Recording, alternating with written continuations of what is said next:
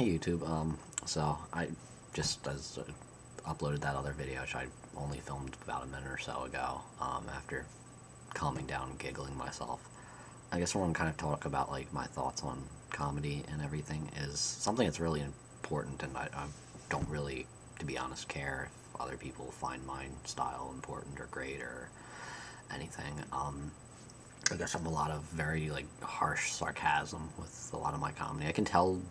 I like to tell shaggy dogs. I mean, it's a great thing, especially at work. You kill a couple minutes, you really bring someone into a more comfortable zone, and you hit them with a bad punchline. And it always makes someone smile. It's all in the telling, it's the storytelling more than the joke itself. It's a very simple play on words or something like that, but it's how you deliver it and all that. And I think that because the story is the important part, it's the same thing as actually telling a real story about, a trip to the beach or something like that. But with humor, I think something that's lost on a lot of people is it doesn't have to be real to be funny. And what kind of prompted me and got me in this little giddy mood was I saw a fake news thing that said like a marketing team fail, and it was a Netflix and chill with Senator Ted Cruz. I'm not going to get into politics, but I'm way behind on terms, but Netflix and chill is like a hookup term, like meeting, like you meet someone on Facebook or a dating site, and that's you say you're trying to sleep with them. Then it's like it's a Netflix and chill. So it just sent me, and it turns out it was a hoax. Nobody actually botched that hard, but it doesn't matter because the way it was delivered as a marketing team was just that clueless, and something like that slipped, which there's been snafus that bad, if not or worse, and it's just the way that they passed that off. It's like, uh-oh, what have we done to someone's political career? How do we do the damage? It's the way that they presented it. It wasn't just, look at this. It was, oh, somebody really screwed up. We got to fix this. How do we, that extra little thing. And it does turn out to be a hoax. So, but it doesn't take away. It would be really funny if it was real.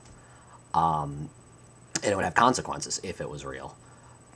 But I think in some ways, the damage, if it was, or any of these things turn out to be real, the damage can be kind of add to the comedy. It can also be a very negative consequence for, someone who's in a political situation like that.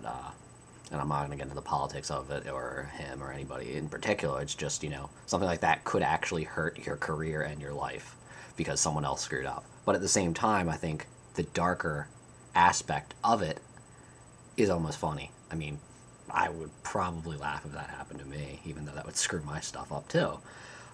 But when it's a hoax like that, it was just the fact, what's added to it is nobody's really getting hurt from this. But it also was funny is someone just sat there and this idea clicked to them, the build-up clicked to them, and they were able to run with this hoax. They just had it, and it just all happened. And I think something about comedy for that is very, very special, and I think that's why the funniest people that anybody thinks of have always been groundbreaking and extremely controversial. It's not always just about using foul language or being mean. It's just coming out with a different... Because if I said, I'm wearing a blue shirt, that's really not funny. You have to come completely outside. And you can't even be just a polar opposite. You can't say, like, this is a red shirt. That's not funny either. It's all in the skill of how you say it and coming out with something completely different.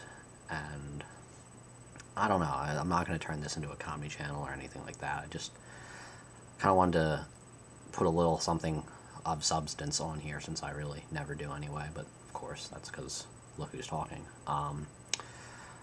But I think that, it's just one of those things that sometimes it's these weird little things in the world that are funny, and it's all in the way things are handed to you.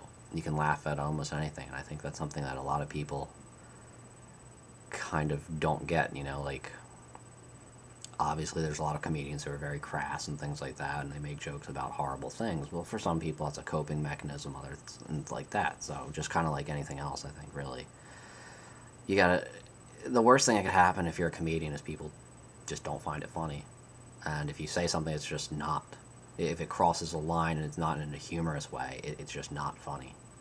And that's your punishment. I don't think people should boycott your shows or things like that. And I'm not going to get this too much into the fact I'm a big proponent and supporter of free speech, but, you know, for people who do think like you should set a limit, you have to remember the biggest punishment is when someone doesn't laugh at you. It's way worse than when because if you cause someone to get upset, that can be funny.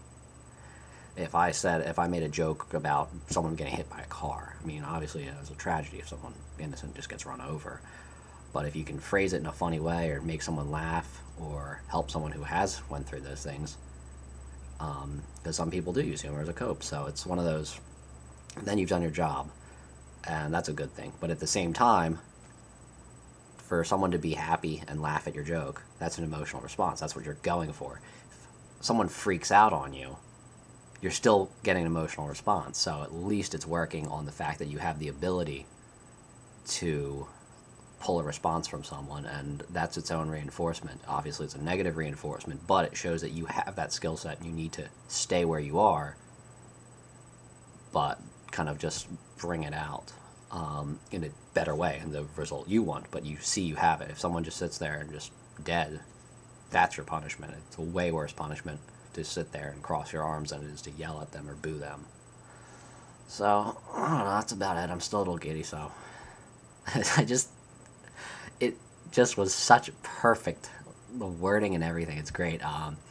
Just Google Ted Cruz Netflix and chill hoax.